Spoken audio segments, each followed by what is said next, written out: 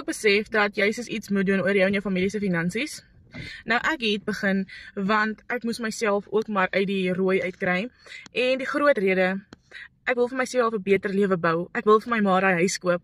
Ek wil vir my ma 'n beter lewe gee, want sy het soveel vir my opgeoffer.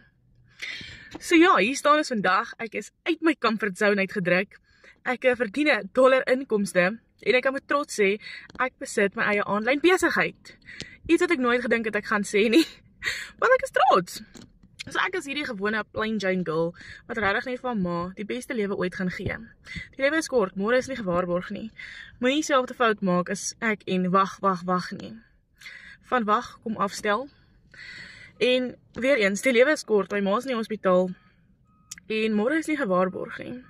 So vroeër jy kan begin om jou lewe om te draai, al is dit met jou eie aanlyn besigheid, al is dit met hoe jy dit ook al wil omdraai.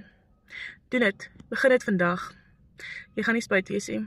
As jy wil leer hoe om 'n ekstra inkomste te genereer en genoeg geld te maak om daai huis te koop, om my skuld af te betaal, om my kar te koop, comment net vir my hieronder besigheid en ek gaan vir jou 'n blueprint plan wys wat dan vir jou is met 'n 100% wins. Jy kan nie verkeerd gaan nie.